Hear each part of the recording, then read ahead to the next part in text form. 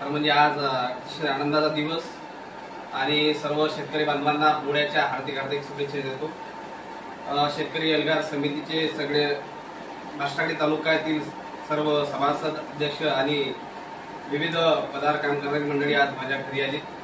खरं म्हणजे हे दुग्ध शर्करा योग म्हणा, आनंदाची बाब म्हणा, हे गेल्या 2-3 दिवसाआधी उपसंचालक भूमी अभिलेख अमरावती यांच्या माध्यमातून मिळालेल्या माहितीनुसार एकत्रीकरण तुकडेबंदी एकत्रीकरण जो कायदा आहे, ज्यामध्ये गेल्या 2 ते 3 वर्षापासून प्रमाणभूत क्षेत्रासाठी अकोला जिल्हा त्यामध्ये समाविष्ट व्हावा या संदर्भात शासन स्तरावर आणि वेगवेगळ्या पद्धतीने मी मागणी करत होतो।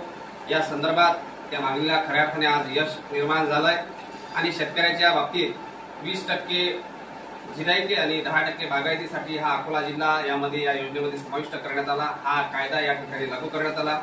1947च्या या कायद्याच्या अंतर्गत आज खऱ्या अर्थानं शेतकऱ्याचा तमाम शेतकऱ्यांच्या बाबतीत ही सगळ्यात मोठी समस्या आज खऱ्या अर्थानं सॉल्व्ह झाली।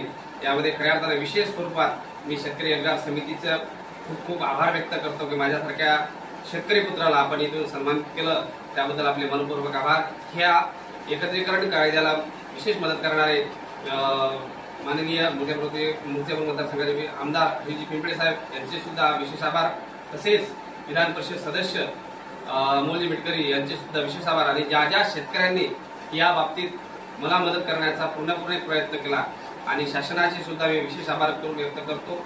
खरं म्हणजे या शासन स्तरावर विद्यमान महसूल मंत्री महोदय श्री बावनकुळेजी यांनी सुद्धा याला खूप मोठ्या प्रकारे मदत केली आणि कायदा लागू करण्यामध्ये योगदान दिलं, त्याबद्दल विशेष त्यांचे आभार व्यक्त करतो। आणि हा सगळ्या खऱ्या अर्थाने हा शेतकऱ्याचा विजय, शेतकरी एल्गार समितीचे पुन्हा मी आभार व्यक्त करतो आणि या सर्वांना बैलपोळ्याच्या